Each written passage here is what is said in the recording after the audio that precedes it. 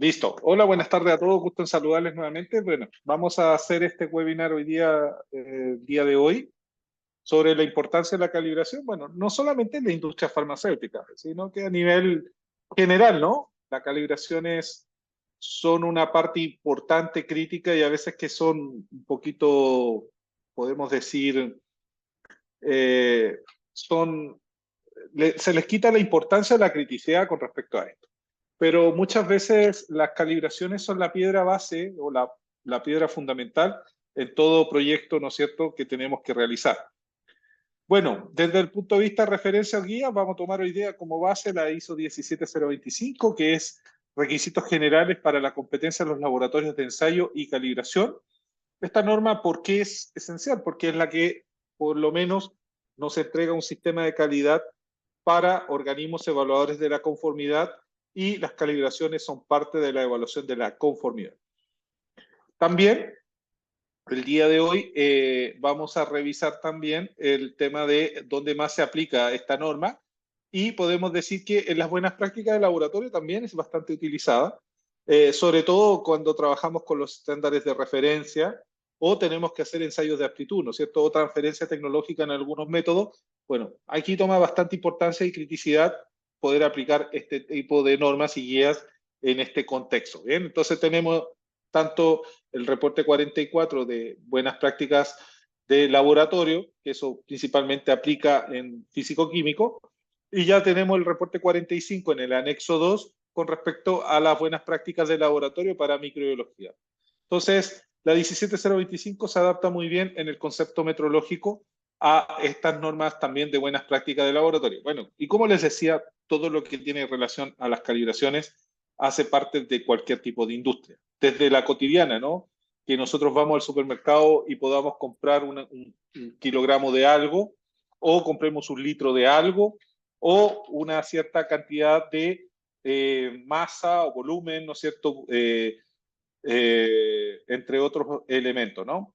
Tarjetas de crédito, transferencias electrónicas, transferencia de dinero, también están todas sometidas con distintos sistemas de unidades, pero en el fondo hay transacciones, movimientos que devengan, ¿no es cierto?, estas calibraciones y estos procesos tan cotidianos que nos estamos acostumbrados. Entonces, como podemos ver, ahí tenemos este billete de $1, ¿no es cierto? Y dice, primero que nada, en God we trust, que significaría en Dios confiamos, ¿no es cierto? Y todo el resto que me traiga datos, así lo dijo por ahí Deming. Entonces, súper importante acá que todo lo que es calibraciones tiene que tener datos y los datos, ¿no es cierto?, deben ser evaluados. Por lo tanto, parte de esas calibraciones, parte de esas calificaciones y parte de esas validaciones, nosotros tenemos que demostrarlas a través de datos empíricos que son parte de nuestros procesos. Está y dice Elizabeth, ¿ibas a hacer una consulta o se te abrió el micrófono? Ah, creo que a veces se le abrió el micrófono. Bien. Entonces, bajo este contexto, es interesante esta nota. ¿Por qué debemos medir, no? Que es la primera pregunta que nosotros nos hacemos. ¿Por qué lo tenemos que hacer? Porque el ser humano desde épocas antiguas siempre nos ha interesado el poder medir, ¿no es cierto? Todo lo que hacemos, todo lo que desarrollamos, todo lo que creamos, lo necesitamos medir. Pero también hay una parte fundamental en los tiempos modernos, ¿no es cierto? Porque en la práctica hay magnitudes que no se pueden cuantificar con nuestro sentido. Por ejemplo, nosotros, nuestras manos tienen sensibilidad, ¿no?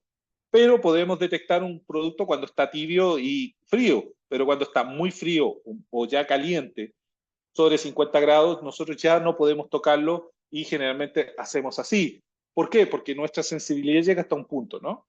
Entonces, como no lo podemos cuantificar con nuestros sentidos, tenemos que comenzar a realizar estas mediciones. Entonces, ahí ya empezamos a darnos cuenta que este elemento mide 60 grados, por lo tanto ya la temperatura es muy alta, nos sentimos dolor, nos quema y por lo tanto ahí ya tomamos precauciones. O un tema muy frío, ¿no es cierto? Entonces, o la distancia de un punto a otro en longitud, en que, por ejemplo, también puede ser una variable interesante que tengamos que revisar. Pero también, ¿por qué nos obligan por qué tenemos que medir además? Porque también está estipulado en los procedimientos, ¿no? En el procedimiento, si leemos un procedimiento, no sé, de recepción de materiales, tenemos que hacer una inspección visual, tenemos que verificar el contenido, tenemos que hacer pesaje. Ah, perfecto. En el procedimiento de fraccionamiento dispensado también tenemos que hacer dimensionamiento, ¿no? O en el laboratorio de control de calidad, la temperatura con el cual recibimos la muestra. Por lo tanto, el procedimiento, la norma, el protocolo, la especificación, el reglamento o cualquier otro tipo de documento nos indica que tenemos que realizar o debemos realizar una cierta medición. Entonces, ¿por qué debemos medir? Ahora nos cambiamos un poco la pregunta, ¿no? Que es, ¿para qué medimos? Y justamente el objetivo de esta medición es para tener datos, información, parte de lo cual, ¿no es cierto?, vamos a poder tomar decisiones. Porque si el proceso está estable, vamos a estar dentro de un límite inferior y un límite superior. Fantástico, funciona. Pero si el proceso está por fuera de esos límites, vamos a tener que tomar decisiones para ajustar el proceso, para mejorar el proceso, para verificar si tenemos que cambiar máquina, cambiar el proceso, la receta. Entonces, esas decisiones nos hacen tomar, pero lo hacemos con datos, con información tangible y medible en el tiempo, ¿no? Entonces, por eso hacemos esta pregunta. Ahora, ¿qué es metrología? Bueno, es la ciencia de las mediciones y sus aplicaciones. Y algunos textos hablan no solamente de la ciencia de las mediciones, sino que el arte de las mediciones, ¿no? Porque uno, si se pone a mirar desde el pasado, a veces el ser humano buscaba patrones para referenciar una dimensión y poderla tomar como base a este proceso. Pero hoy día son la ciencia de las mediciones y sus aplicaciones. Y acá dice la nota del documento de normalización, dice, la metrología incluye todos los aspectos teóricos y prácticos de las mediciones, como también cualesquiera que sean sus incertidumbre medida y su campo de aplicación. Entonces, ahí tenemos siempre un sistema de unidades internacionales que está reconocido a nivel por muchos países en el mundo y por lo cual nosotros informamos estas unidades a través de esta ciencia de las mediciones como lo es la metrología. Bien, por lo tanto, ¿por qué estamos midiendo? Porque nosotros tenemos que evaluar una conformidad, ¿no es cierto? Y ahí es donde nosotros tomamos un elemento crítico para esta conformidad. ¿Qué significa una evaluación de la conformidad? Desde el punto de vista como declaración de que un servicio o producto cumple con las características o requisitos prometidos al cliente, así como la aseveración de que los procesos de producción se mantienen a la vanguardia y las metodologías actualizadas. Eso sería la definición, pero ahora evaluar conformidad es simplemente demostrar que un producto satisface una especificación o no. Ahí nos convertimos en un evaluador de la conformidad. Y las normas de ensayo, las normas de análisis, las normas de metrología, justamente contribuyen a esa evaluación de la conformidad, en la cual nosotros cada día tenemos que tomar cierto grado de decisiones. La norma, por ejemplo, 17025, se aplica a calibraciones, que todo el mundo ya la conoce porque los laboratorios están acreditados, porque entregan un cálculo de error, una incertidumbre, un certificado de calibración, y me indican qué tan desviado tengo mi equipo con respecto a los patrones, ¿no? Pero también la 17025 como evaluador de la conformidad también aplicamos muestreo. Y en el muestreo también hay un grado de evaluación de conformidad, porque tenemos que ser representativos, ¿no es cierto? Tenemos que ser imparciales, no tener prejuicios con respecto a un sistema de muestreo. Y también nos sirve como una norma de ensayos, porque la 17025 no solamente evalúa la conformidad metrológica ni la evaluación de conformidad con respecto a un muestreo, sino que también desarrolla una evaluación de conformidad con respecto a un resultado que me va a entregar un laboratorio con respecto a una metodología o análisis que debo desarrollar. Si tengo que evaluar la conformidad del agua, tendré que compararla con relación a una especificación normativa, ¿no es cierto? Un protocolo, una técnica analítica y desarrollo el análisis correspondiente y los resultados que entregue tienen que estar con los errores cuantificados y su incertidumbre también. Entonces, la 17025 es una excelente normativa que nos ayuda muchísimo a ejercer este proceso. ¿Cómo evoluciona la 17025? También es importantísimo tenerlo en cuenta. En el año 90 nace la primera versión de la guía ISO-IEC. ISO es una norma, lo que ustedes todos conocen como la Organización Mundial de Normalización, ¿no es cierto? Y la línea IEC es como la parte de ensayos eléctricos, ¿no es cierto?, el Organismo Internacional de Ensayos Eléctricos. Entonces, ahí tenemos esos dos mundos que convergen a través de esta guía, que era una guía en su inicio, la guía ISO IS 25, que yo profesionalmente la empecé a aplicar ya en la versión del 90 y después la versión del 99, porque me tocó hacer mis primeras acreditaciones locales, ¿no es cierto?, a través del Instituto Nacional de Normalización, INN, y ahí ya se aplicaba esa guía, ¿no? Ya en el año 99 aparece la primera versión de la ISO IEC 17025, en el cual todavía no incluía la incertidumbre y hacía las primeras modificaciones como no utilizar corrector, buenas prácticas documentales. Y además de buscar la técnica, ¿no es cierto?, el método que sea validado. Ya en el 2005 sale la primera revisión de la ISO IEC 17025 y ahí comienza el proceso de el cálculo de error e incertidumbre que obliga no solamente a las calibraciones, sino que también lo lleva a los análisis y ensayos. Y ya versión del año 2017 viene esta segunda revisión de la norma ISO IEC 17025, en la cual se alinea a las versiones de la ISO 9001 que venía desde el año 2015, que ya empieza a incluir basada en el riesgo. Así que tenemos que hacer un análisis de riesgo de, por ejemplo, el tema de la imparcialidad y del grado de independencia que tiene mi laboratorio de calibraciones con respecto a los veredictos que entrega. Entonces, dentro de varias modificaciones y o actualizaciones internacionales que ha tenido. Bien, esto simplemente les va a servir para que ustedes puedan comparar las diferencias, ¿no es cierto?, que existe entre la versión del año 2005 y la versión del 2017, que ya está plenamente en uso y vigente esta versión. Ya generalmente la ISO da 2 años a 3 años para que una versión nueva se actualice. Ya esta está totalmente en aplicación y se está los entidades de acreditación internacionales ya la están exigiendo para los procesos de acreditación de laboratorios de calibración y laboratorios de ensayo. Bien. Aparte nuevo, por ejemplo, el equipamiento, hay una modificación mucho más tema, el aseguramiento de la calidad de los resultados con los ensayos de aptitud y los interlaboratorios que ya son mandatorios y se deben cumplir a los procesos de acreditación, ¿no es cierto?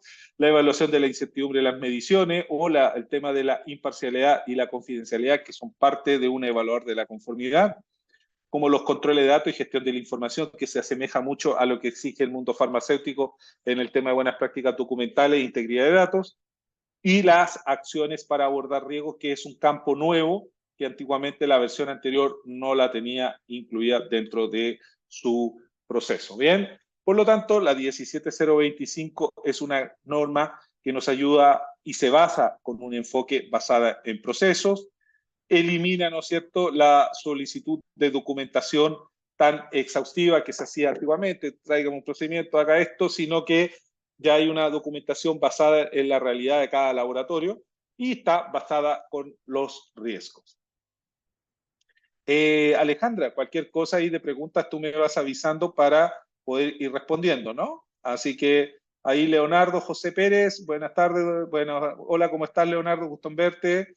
Brunet también, buenas tardes, gusto en saludarte ahí dentro de los muros que están escribiendo. Hola, buenas tardes. Hola, Leonardo, ¿cómo estás? ¿Estamos bien? Bien, todo bien por aquí. Qué bueno. Aquí en el trabajito, en Garden. Qué bueno, qué bueno. Ahí nos acompaña hasta la salida. Así Bien. es. Bien, beneficios de una calibración adecuada, ¿no? Entonces, este beneficio de una calibración para que sea adecuada. Primero que nada, tenemos que tener el concepto de exactitud y precisión, ¿no es cierto? Generalmente lo llevamos a estas cruces. Entonces, ahí imaginemos que como, a ver, tuvimos un oro en tiro al blanco, ¿no es cierto? Por ahí. O sea, perdón, a los tiros estos de disco, ¿no? En las Olimpiadas, bueno, aquí podemos ver cuando estamos haciendo un tiro al blanco. Si bien es cierto, no fue exacto. ¿Por qué? Porque el centro está en esa mira. Aquí está la bolita roja, por lo tanto ese es nuestro centro y el punto no es exacto, pero sí tampoco es preciso, ¿no? ¿Por qué? Porque las balas o los puntos donde golpeó están bastante alejados entre sí. Ahora, si vamos con el segundo ejemplo y tenemos que disparar nuevamente y comenzamos a hacerlo, ya ahí también nos podemos dar cuenta que en ese grado de exactitud y precisión, por lo menos tampoco es exacto porque no abordamos en el centro de la cruz, ¿no es cierto? Pero sí podemos decir que es preciso porque los tiros estuvieron muy cercanos entre sí. Entonces, estamos desviados, pero está preciso los resultados que estoy obteniendo. O sea, son repetitivos. En cambio, en esto no es exacto ni tampoco preciso. Vamos con el ejemplo número 2, en el cual también acá podemos decir, este es nuestro tiro al blanco, y comenzamos a pegarle. Andamos muy cerca, por lo tanto ya estamos mucho más exactos al punto que necesitamos encontrar, pero no es preciso porque los puntos van dando, ¿no es cierto?, muy distantes entre sí. ¿Dónde se produce que sea exacto y preciso? Por lo menos tenemos nuestro centro y vemos que las balitas se van acoplando claramente en el centro. Por lo tanto, ahí el instrumento podríamos decir que es exacto y que también es preciso. Bien, por lo tanto, cuando una guía, por ejemplo, la guía de, ¿cómo se llama esta? La resolución del ISP que dice de los sensores de monitoreo para cadena de frío deben ser una exactitud de 0,5 grados Celsius, significa que con respecto a la referencia a la trazabilidad metrológica, la exactitud es de 0,5 grados. ¿Ven? Entonces, ahí estamos hablando de la exactitud, ¿no es cierto? Con relación al patrón internacional en el cual estamos teniendo nuestras mediciones. Bien, por lo tanto, ¿qué beneficio obtenemos en una calibración que sea adecuada? Desde el punto de vista de la 17025, los equipos deben ser calibrados. Cuando nosotros determinamos que esta exactitud o y la incertidumbre de la medición afecten la validez de los resultados informados. Entonces, ¿cuándo afectan la validez de los resultados? Cuando estamos dando un veredicto, ¿no? Cuando tenemos que aprobar o rechazar un lote, cuando los análisis de agua me dan en un límite superior o en un límite inferior y yo tengo que tomar decisiones. Cuando en el control de proceso en una máquina estoy viendo que los resultados metrológicos me están dando por fuera de especificación o en el borde del fuera de especificación. Entonces, me está afectando los resultados, por lo tanto, yo debo estar confiado que los resultados que voy obteniendo los obtengo de un equipo que cuente con este tipo de calibración. Y también cuando se requiere que la calibración del equipo para establecer la trazabilidad metrológica de los resultados informados. Entonces, ahí voy haciendo esta trazabilidad metrológica con respecto a los patrones nacionales y los patrones internacionales que son a su vez de los laboratorios acreditados. Como pueden ver, esta figurita en su momento también fue una masa patrón, fue del siglo XX a.C. y significaba que ese era el patrón de referencia para los que quisieran hacer negocios, ¿no es cierto?, considerando también el concepto de las masas patrones, ¿no? Entonces, este proceso de calibraciones viene desde de la parte antigua. Entonces, podemos ver la diferencia de años, ¿no es cierto?, entre estas masas patrones que están hechas con un acero, ¿no?, inoxidable que tiene ciertas características térmicas en el cual tiene un acabado superficial muy interesante y que además hace cuenta de una referencia de un patrón internacional versus este que era totalmente arbitrario, que fue creado para generar una reproducibilidad en las transacciones de mercancías y que se tomó como referencia de una magnitud de peso. ¿Bien? Entonces, ahí tenemos el cambio. Por lo tanto, los beneficios de una calibración adecuada, primero que nada, nos tenemos que guiar en un cálculo de error. Y los cálculos de error siempre van a estar medidos, ¿no es cierto?, por la repetibilidad de los resultados, por la X cantidad de veces que yo los realizo y ahí calculo un promedio.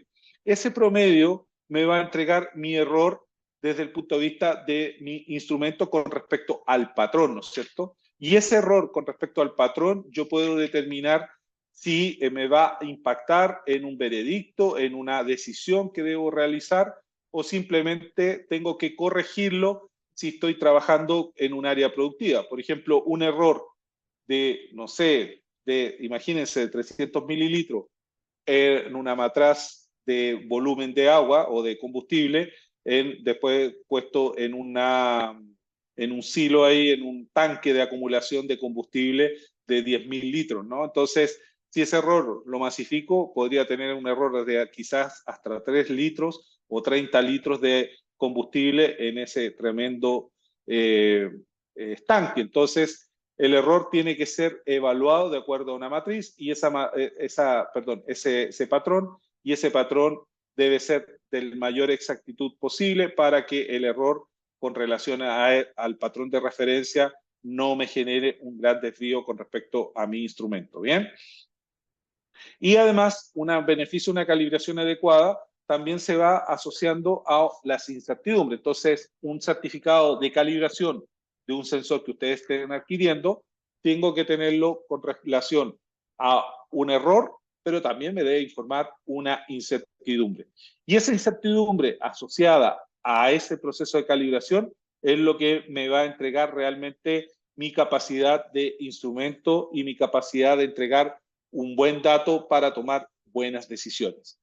Dentro de esa incertidumbre, como aparece en esta figurita que dice el proceso de medición, le sumo los errores sistemáticos, los errores aleatorios, una actividad que es imperfecta porque no existe una medición perfecta bajo condiciones ideales, ahí genera una corrección y todo eso me va a sumar la incertidumbre que debo analizar, ¿no es cierto? Y como definición, ¿qué sería entonces una incertidumbre de medida o incertidumbre?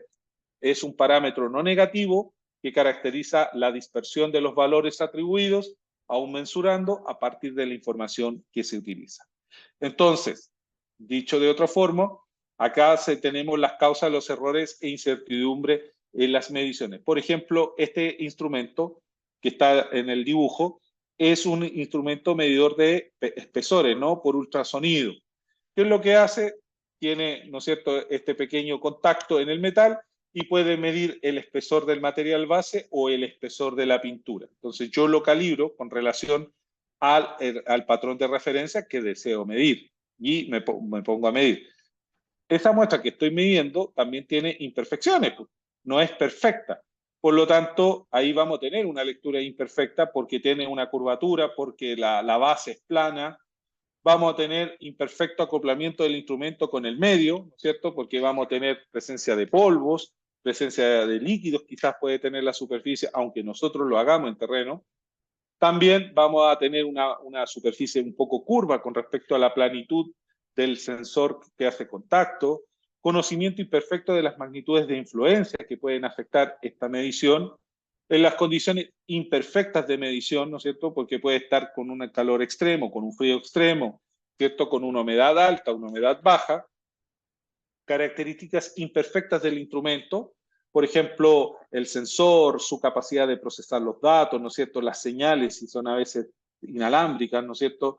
O la pérdida con respecto a si es una termocupla, es el milivoltaje, en más larga es la termocupla, más pérdida, tengo una caída, una disminución o un error que se va incrementando en función de la distancia, como varios elementos, ¿no? Y una calibración imperfecta porque también ahí lo enviamos a calibrar, ¿no es cierto? Y tiene también ciertos errores y incertidumbres que también se van sumando a este instrumento en su proceso.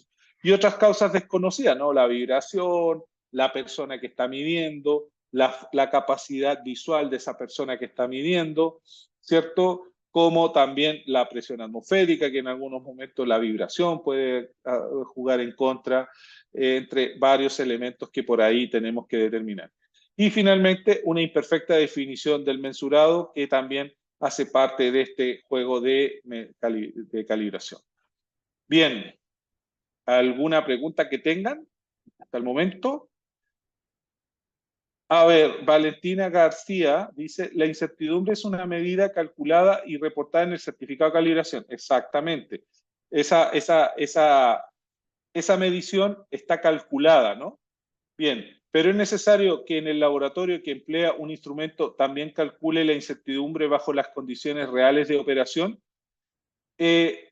Aquí déjame entender, Valentina. si yo estoy en un laboratorio de calibración, perdón, un laboratorio de análisis o ensayo y estoy realizando una muestra, un análisis, la norma 17025 me solicita que en el cálculo, en el análisis, yo debo también haber calculado la incertidumbre de ese análisis o de esa medición. Yo debo calcularla. Y dentro de las variables que me afectan están las personas, ¿no es cierto?, el instrumento, el valor de referencia, entre otros elementos.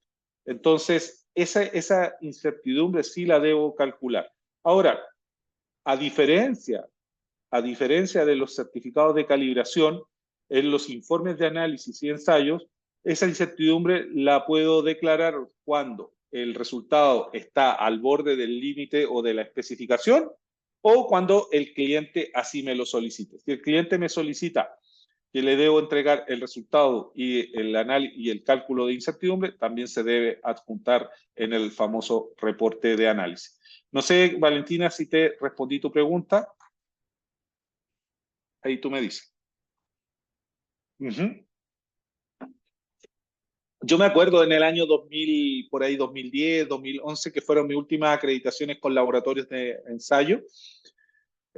Para mí era tema porque hacíamos análisis específicos, ¿no? Procesos de combustión, procesos de análisis de poderes caloríficos en algunos elementos combustibles y calcular la incertidumbre. Oh, entonces teníamos que entrar a las derivadas parciales y empezar a retomar cálculo para poder calcular para los resultados de los análisis que hacíamos en laboratorio. ¿Bien?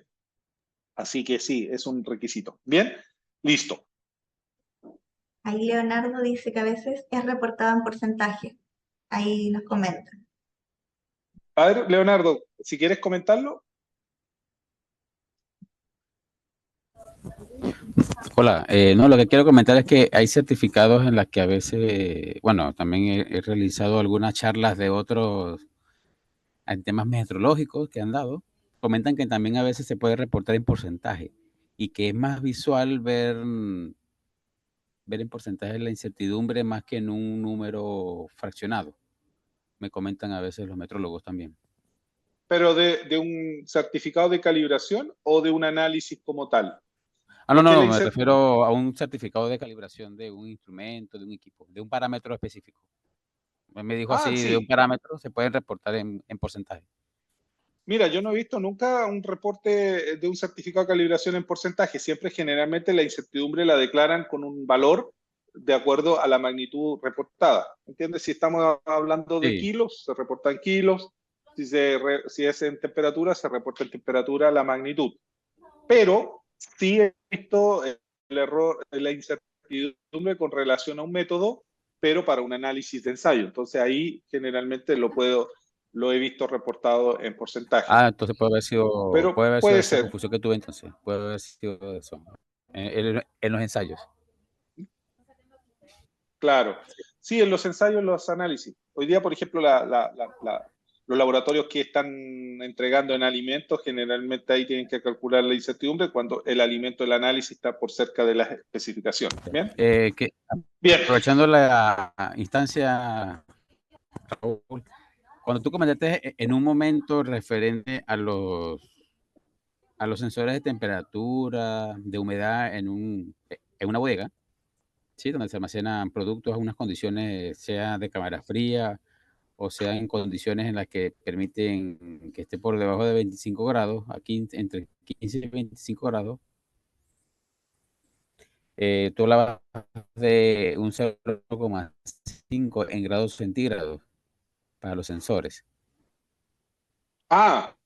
¿Sí? En Por los ejemplo, en esos casos casos. que, a ver, generalmente la exactitud te la entrega el método, ¿no? Entonces, cuando tú tomas el método, te entrega la exactitud del instrumento.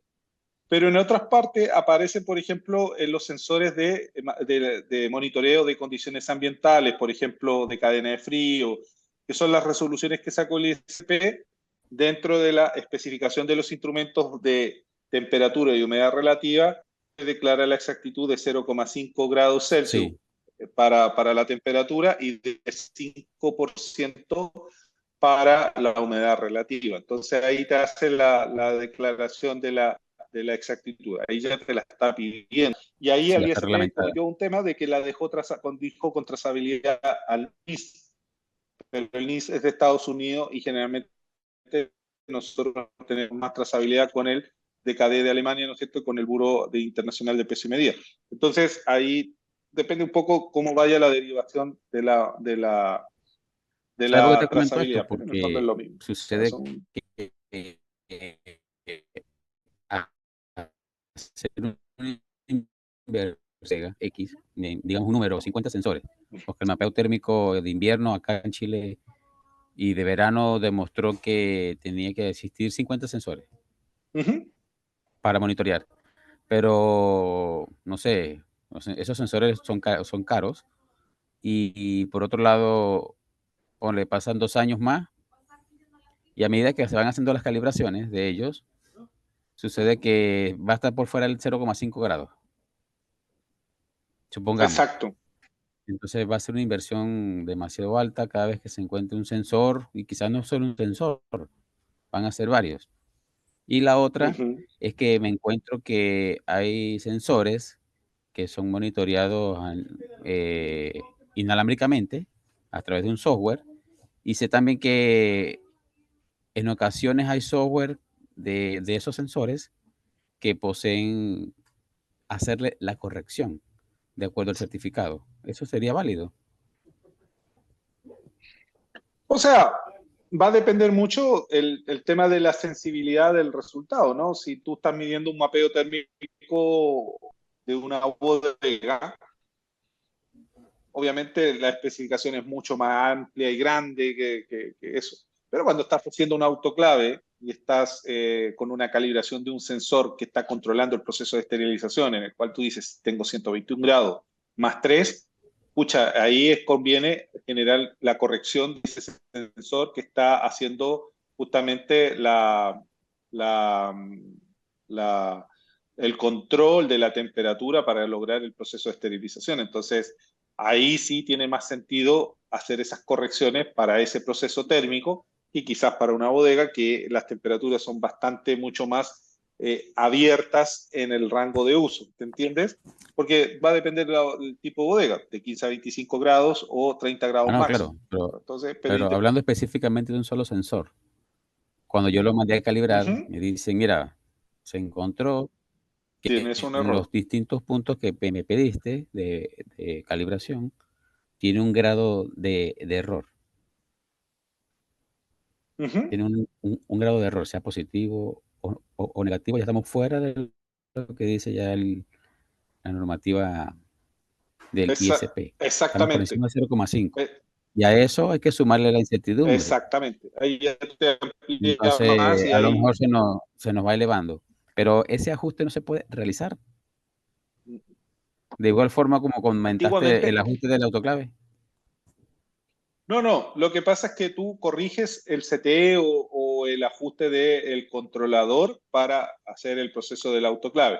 Pero para un sensor de monitoreo de temperatura en el cual es un data logger de común y corriente, ya tiene ese error. Y generalmente estos instrumentos en el paso del tiempo, por ejemplo, el primer año tienen quizás una exactitud muy correcta con respecto a la especificación, pero ya al pasar 2 años, 3 años, ya pierden eso y el error aumenta y por lo tanto ya van quedando fuera simplemente por un desgaste normal. Lo lastimoso de eso es que no puedo ajustar el instrumento para dejarlo con un nuevo seteo. Pero hay otros instrumentos que sí los puedo ajustar, por ejemplo, un contador de partículas, un fotómetro. Generalmente los que calibran y conocen el equipo lo ajustan y lo dejan determinado nuevamente a una condición que cumple el estándar, ¿ves? Va a depender un poco de los instrumentos, pero estos instrumentos desechables prácticamente como sensores de Ah, monitoreo, no, claro. Pero sí sé que hay es, unos que se manejan a través de software, que son inalámbricos, y tienen la opción internamente que usted le puede colocar la corrección.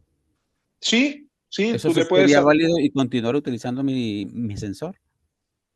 Sí, pero Si el ojo, sensor es capaz de una hacerlo. cosa, no, ojo, una cosa es la corrección que tú hagas en la medición en el resultante, pero el error lo sigue manteniendo tu sensor. Que es diferente a que el instrumento tenga un ajuste de de cero, un ajuste se pueda ajustar nuevamente y volver a estar en un rango de calibración, que es diferente. ¿Me entiendes, Leonardo? Sí, Ejemplo. sí. Ejemplo, tú tienes un sensor, ya el sensor te dio un error de 1 grado. Bien. Y a lo mejor tú para tu proceso ese error te basta todavía y no tienes problema en seguir utilizándolo porque estás usando una magnitud bastante amplia. Bien. Y tú incluso en tu análisis de resultados tú puedes buscar el error y lo puedes corregir en el software para que estar seguro de la temperatura que estás midiendo. Pero lo que no te hace el software es que te ajuste el equipo y volver a medir dentro de parámetros. O sea, que de un error de un grado, volverlo a dejar, no sé, en 0,2, 0,3 grados, generalmente esos sensores ya no te lo permiten, ¿ves? Ya, Que tú puedas volver a ajustarlo para bajarle ese error a un valor más aceptable. Pero hay otros instrumentos que se hacían. Por ejemplo, me acuerdo de estos voltímetros antiguos de agujitas, ¿te acuerdas? Esos generalmente sí. tenían un tornillo y uno entraba con un tornillo fino y el calibrador lo movía y lo ajustaba hasta volverlo a dejar en cero y en los parámetros dentro de calibración. Entonces, ¿qué es lo que hacía el calibrador? Tomaba el instrumento, lo calibraba y tenía un error inicial, hacía el ajuste del instrumento y volvía a calibrar y ya te entregaba el certificado de calibración. Entonces, primero te entregaba el reporte de ajuste y después el certificado de calibración. ¿Ves? Por ejemplo, eso me lo hacen a mí las empresas que me calibran contador de partículas. Me hacen primero una medición para ver qué tan desviado está, le hacen el ajuste y lo vuelven a calibrar. Y ahí ya te lo entregan más ajustadito de acuerdo a la tolerancia y a la especificación para lo cual lo necesito. ¿Ves? Pero un data logger es difícil. Tú a lo mejor lo corriges en el software, pero para tener un resultado mucho más confiable, pero igualmente ya no estás ajustando el sensor, sino que simplemente estás conociendo el error y la incertidumbre en el software para la medición que te está entregando. Ah, ahora sí entiendo. ¿Ves? Listo. Dale, gracias. No, de nada, Luis. Leonardo. Bien, Tenemos entonces, a dentro de Ana, la... perdón, Ana. tenemos a Ana ahí que hizo una consulta en el chat. Sí, cuenta. Dice A ver, si dice, sí. dale. Perdona, Ale, cuéntame, ahora sí. Si yo envío un instrumento a calibrar, por ejemplo, una micropipeta, en el certificado queda la incertidumbre que se obtuvo de la calibración. Cuando me encuentro utilizando la micropipeta, rutinariamente se debe tener en cuenta la incertidumbre o lo que se plasma en un certificado de calibración. Solo es para conocer cómo está mi equipo o instrumento. Claro, cuando tú estás utilizando una micropipeta y esa micropipeta o cualquier instrumento, el error y la incertidumbre es para justamente saber la tolerancia donde tú vas a tomar mediciones correctas y hasta dónde puedes tomar un plan de decisión. Entonces, generalmente es cuando llegamos a los límites. Ahí es donde toma importancia la incertidumbre, ¿no? Y esto generalmente, bueno, aquí lo vamos a ver justamente en la presentación que está aquí. ¿Qué es lo que pasa? Si estoy dentro de los límites, mi proceso está conforme. Pero si yo tengo un resultado por fuera de los límites, inferior y superior, ya estoy en la tierra de la no conformidad. ¿Se entiende? Entonces, ¿qué es lo que me sirve el error y la incertidumbre? Que yo cuando realmente me salga de ese valor que está en un límite inferior o me salga de ese valor cuando me da un límite superior, yo estar realmente seguro que estoy evaluando una conformidad. Por eso estas normas se llaman para evaluadores de la conformidad. ¿Por qué?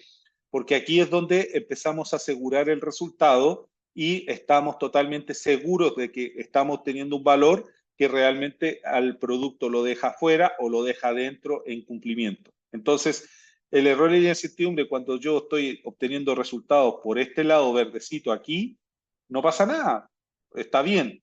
Pero cuando yo me encuentro en me da un valor y suponiendo que este límite inferior sea de 10 y yo estoy obteniendo un 9,9, realmente estar seguro que ese 9,9 estoy rechazando.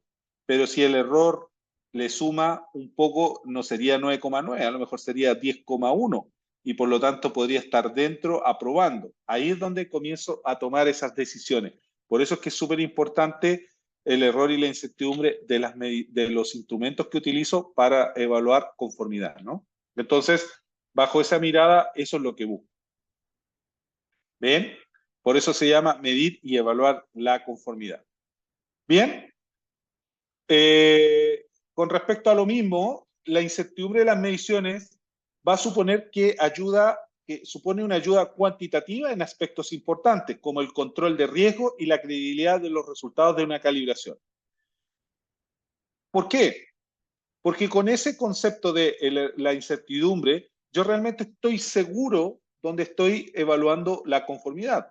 Si mi instrumento tiene una incertidumbre grande y un error grande, realmente ahí entro en una tierra desconocida, porque la incertidumbre, yo digo, pucha, es un valor que podría estar aquí, o podría estar más a la izquierda, o podría estar más a la derecha de mi instrumento. Y entre más grande es esa incertidumbre, más desconocida es la tierra, y por lo tanto voy a entrar en una fase de riesgo, ¿no? Que yo podría estar aprobando algo como laboratorio de ensayos, y al llegar a destino me lo estén rechazando por incumplir una especificación. Entonces, esos resultados son bastante críticos dependiendo el error y la incertidumbre que tengo asociado en mi propio instrumento. ¿Bien? Otra variable que me ayuda muchísimo también en las buenas prácticas de calibración es que me va a ofrecer una ventaja competitiva, ¿no es cierto?, directa al añadir valor y significado al resultado. No estoy diciendo este me dio 10,1, sino que estoy completamente seguro que el 10,1 con mi error y mi incertidumbre es realmente lo real que estoy entregando, y por lo tanto voy a poder estar con seguridad cuando hago las transacciones, no sé, de venta de mi producto a mi proveedor, ¿cierto? Me evito un reproceso, porque cuando mi cliente me someta a un control de calidad el producto que le estoy enviando, me lo va a aprobar también, y eso me va a conllevar a que no voy a tener reproceso. ¿Qué pasa? Que a veces las empresas liberan un producto que supuestamente está cumpliendo una especificación, pero cuando llega a destino la está incumpliendo con base al cliente, que es la especificación que tiene. Entonces ahí es donde empezamos la disyuntiva, ¿no? Es como cuando estamos haciendo un envío de un producto termolábil, ¿no es cierto?, en un vehículo, y nos damos cuenta que el sensor se sobrepasó en 0,3 grados Celsius con respecto al valor máximo, y por allá me rechazan porque el producto ya rompió el límite superior. Pero de acuerdo a mi instrumento sigue estando dentro de la especificación. Entonces, esa seguridad, esa tranquilidad, obviamente me la entrega cuando yo estoy realmente seguro de los valores que estoy obteniendo. Bien, otra variable es que el conocimiento de los efectos cuantitativos de mis magnitudes únicas en el resultado de una calibración aumenta la fiabilidad del procedimiento de calibración. Entonces, voy confiando más en él. Y de esta forma podemos adoptarnos medidas correctivas con más eficacia, haciéndolas más eficaces con relación a su costo. Entonces, si estoy teniendo problemas, puedo estar seguro que las acciones correctivas que levanten, ¿no es cierto?, van a satisfacer una mejora, y con esa mejora voy a estar mucho más afiatado, voy a tener menos reproceso, y si tengo menos reproceso, puedo también mejorar mis costos operativos. ¿Bien? Procesos de calificación y o validación que realizan la certificación de productos necesitan información sobre la incertidumbre asociada a los resultados para evaluar la conformidad con las especificaciones. Cuando yo estoy haciendo una validación o una calificación de un instrumento, perdón, de un equipo, yo necesito datos crudos, y esos datos que sean lo más reales posible para poder establecer una conformidad, ¿no? Entonces, quedo mucho más también seguro en el performance que estoy obteniendo. Y los costos de calibración también los podemos reducir si con la evaluación podemos demostrar que algunas magnitudes de influencia no realizan una contribución significativa a la incertidumbre. Por ejemplo, pasa a veces con los manómetros de las UMA, ¿no? El manómetro del prefiltro y del filtro intermedio, como no me impacta negativamente en el proceso de la sala limpia como tal, a lo mejor yo no lo calibro, simplemente controlo ese instrumento, lo verifico, pero ya me ahorro un costo de calibración, porque ese equipo, por un tema de que no me aporta un dato significativo a los controles de proceso.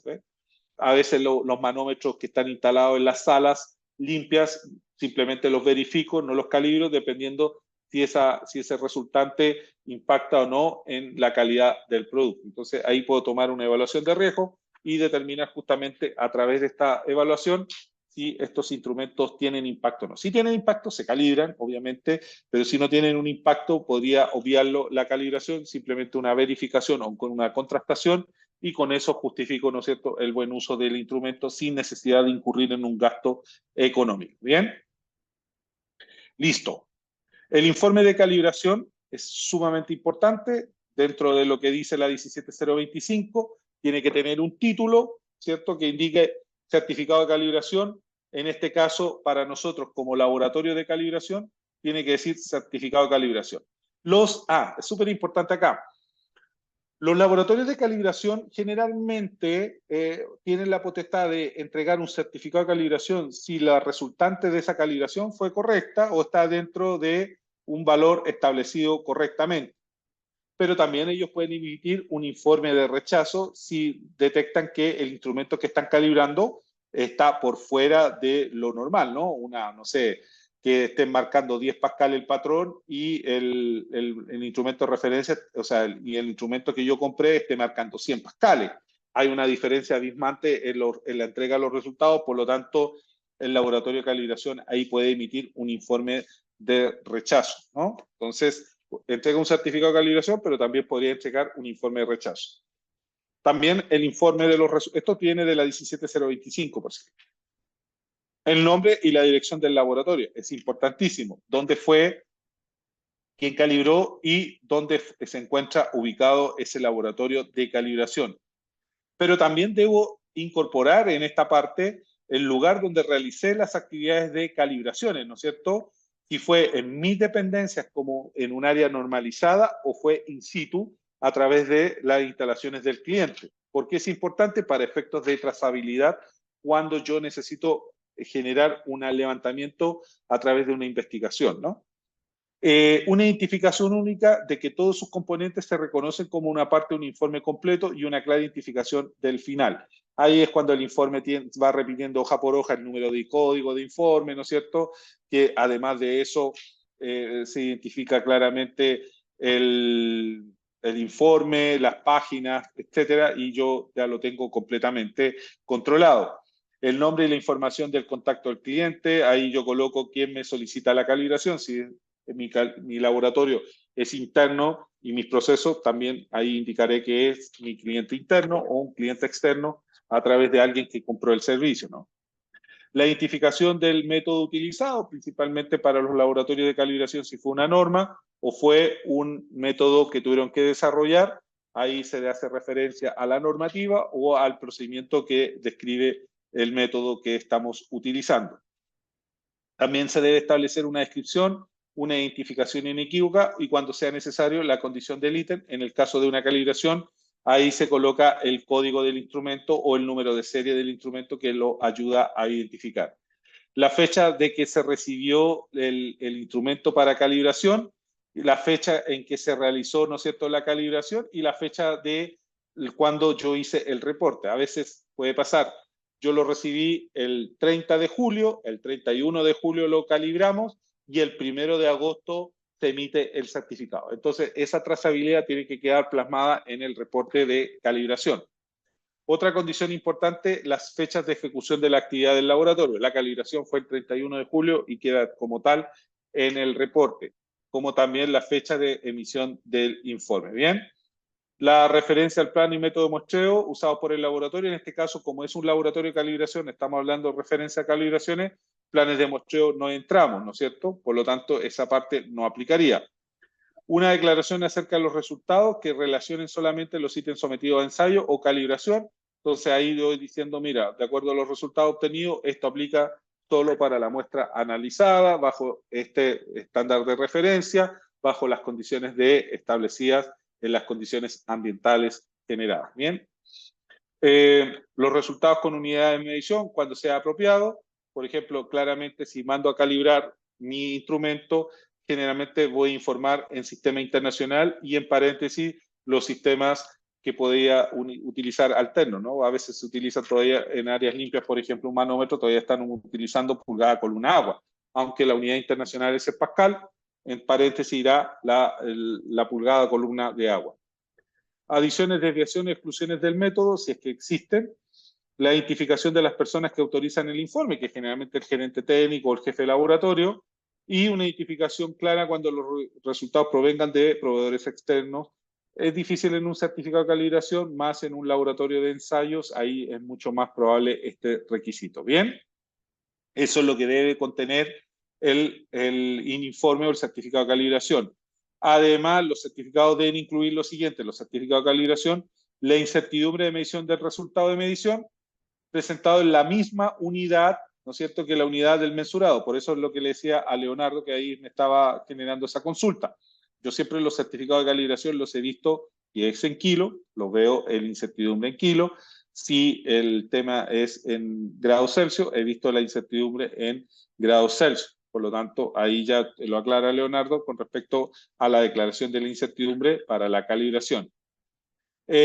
También las condiciones ambientales, súper importante en los laboratorios de calibración, porque con esto me va a generar una perfecta trazabilidad, ¿no? Entonces ahí yo puedo tomar decisiones si la calibración se hizo a 20 grados, 23 grados, si la humedad ese día era de un 30%, ahora es de un 70%. Todas esas variables debo tenerlas para poder reproducir el método en caso de ser requerido.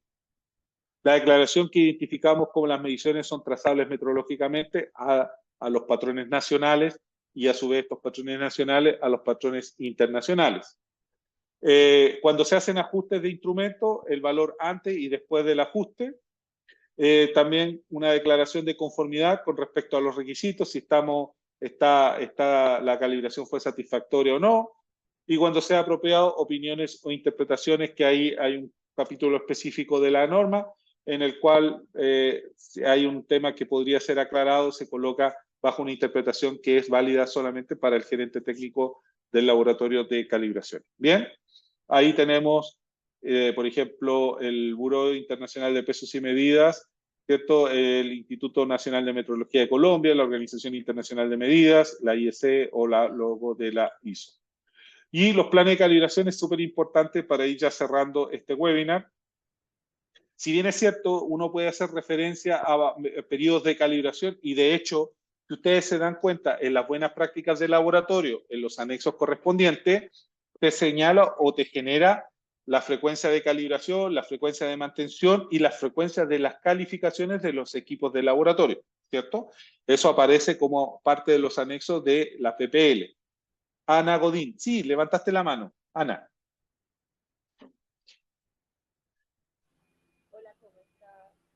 Hola, te escuchamos bajito. ¿Ahí me escucha mejor? Uy, se escucha. Ana, te escuchamos bajito, no sé si soy yo. Sí, no se le alcanza a escuchar.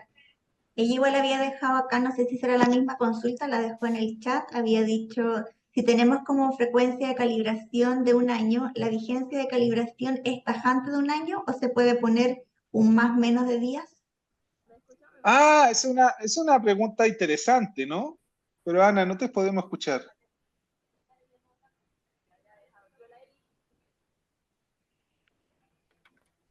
No. No logramos escuchar, Ana. Hola, ¿me escuchan mejor ahí? Sí. Ahí sí, Ana. Raúl, ¿cómo está? Hola, bien, ¿y tú? Bien. Era para preguntarle porque acá en el laboratorio donde trabajo tenemos una inquietud con los pHímetros. Nosotros tenemos un periodo de calibración de los pHímetros anual, ¿cierto? Y una verificación diaria. Esa verificación se hace como tal desde el pHímetro, desde un modo cal, pero leyendo como tal biografía, se aconseja que se hagan los pHímetros cada 6 meses la calibración. Entonces no sé qué referencia tendrá usted con ese equipo. Ah, mira, qué buena pregunta, Ana. Más adelante te respondo, después de este slide te voy a responder eso. Pero ahí respondiendo también la de Verónica Storazzi, dice, es importante referenciar en el informe el punto de norma utilizada y el año, ya que las normas como INVIMA, PICS y otras. Sí, es normal que se referencie con relación al método que yo estoy calibrando, ¿cierto? Con relación a la calibración, si es anual o no, generalmente vamos a suponer que este mes es del 1 de agosto al 31 de agosto, ¿no? Y generalmente es calendario. Entonces, aquí tenemos el 20 de agosto se me acaba la calibración. Entonces uno generalmente tiende a decir ya el día 21, 22, 23 de agosto ya el instrumento está descalibrado, ya no lo podemos utilizar, etcétera, bla, bla, bla. Lo que permite metrológicamente, y es correcto y no hay ningún problema, es que la calibración se vence en el mes calendario. Entonces diríamos que la calibración dura hasta agosto del 24. ¿Listo? Si se terminó el 20, yo tengo hasta el 31 de agosto para calibrar el instrumento. O lo podría calibrar antes si yo quisiese. Pero no es que esté descalibrado el instrumento porque se venció el 20 de agosto. Tengo todo el mes de agosto para realizar esa calibración. Eso. Y está validado eso. Bien, con respecto a esa pregunta. Con relación a las sugerencias, esto viene de las buenas prácticas del laboratorio y las pueden encontrar en el anexo, en la cual recomienda, por ejemplo, una balanza entre 6 a cada 12 meses, una balanza de presión 24 meses, bloques de patrón de 24 a 36 meses, pero hay un cálculo que se llama, perdón, hay una forma que se llama un criterio para establecer la frecuencia de calibración que es bastante aplicada. Ay, perdóname, Ana, levantaste la mano nuevamente, cuéntame. No, no la levanté, no la había bajado. Ah, ya, perdóname. Listo. Entonces, dentro de los criterios para establecer la frecuencia de calibración, está este cálculo que se llama el criterio de error normalizado. ¿Qué significa eso? Que me ayuda muchísimo a tomar decisiones, que simplemente el valor X1 es el error indicado en el año 1, por ejemplo, 2020. Y el X2 significa el error de la indicación en el año 2, o sea, 2021.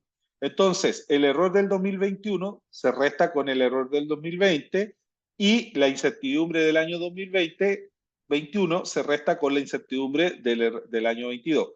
Este error normalizado. ¿Sí, Leonardo?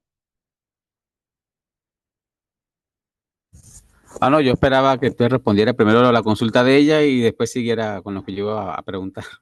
Ah, no, pero pregúntame, aprovechando. Ah, ya. Bien, este criterio que estás colocando ahora aquí en pantalla está referenciado en alguna parte. Sí, esto está de las partes de la guía de calibraciones. Y es lo que uno toma como base después. En los procesos de... A ver. Sí, porque hay una guía ISO que habla acerca de la frecuencia de calibraciones. Allí está eso, en esa.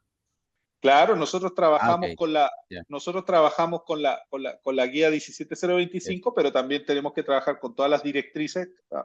Es interesante porque en los procesos de acreditación existen directrices de parte del organismo acreditador, que en este caso es, por ejemplo, el INN, te recomienda ciertas guías, ¿no es cierto?, que tú tomas como referencia, como también las guías ISO de procesos de calibración. Entonces, ahí está recomendado este criterio y hay otros criterios más, pero este es como uno bastante utilizado. Bien, ahora, los evaluadores de la conformidad, como un organismo de certificación, ¿no es cierto? Posiblemente ya el periodo va a ser máximo un año, porque como está entregando un veredicto y está utilizando el instrumento frecuentemente para entregar conformidad, a lo mejor por criterio máximo me van a tolerar un año. Pero si estoy en un proceso diferente, a lo mejor en un proceso de control de calidad interno y el instrumento lo utilizo re poco, ahí yo podría hacer una calibración superior a un año, un periodo de un año, porque ahí yo lo estoy justificando a través de este cálculo de error normalizado. Entonces, se junta el error del año 1 y del año 2 y se divide por la raíz de la incertidumbre al cuadrado del año 2 y la incertidumbre del año 1. Y eso nos puede entregar el siguiente criterio de evaluación. Si el error normalizado es menor a 1, significa que la frecuencia de calibración se puede reducir.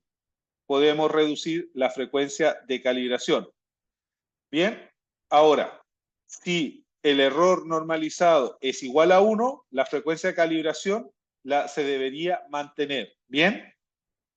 Y finalmente, si el error normalizado es mayor a 1, la frecuencia de calibración se debe aumentar. Bien, entonces ahí ya tenemos un criterio bastante interesante para poder, ¿no es cierto?, establecer en nuestro plan de calibraciones de nuestra compañía. Entonces, si el error normalizado es menor a 1, nosotros la calibración se puede reducir.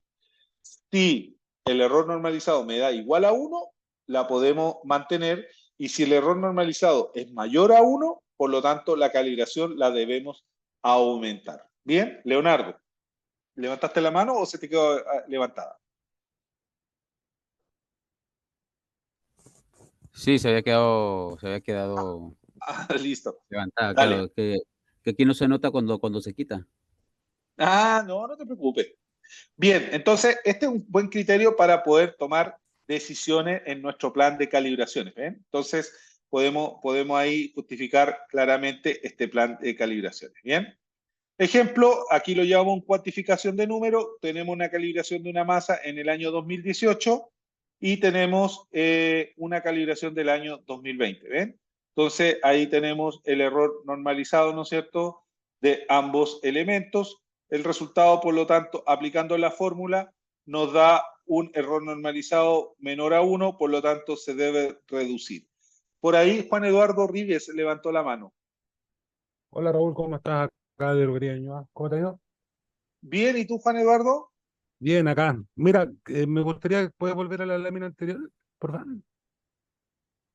Lo que pasa es que yo también haciendo clases de esto mismo, hay una pregunta frecuente, porque la forma que está redactado esto es cuando dice que es menor a 1, la frecuencia de calibración puede reducirse. La gente lo entiende como que tengo que hacerlo más frecuente. No entiende Ah, que puede ser más aplazado.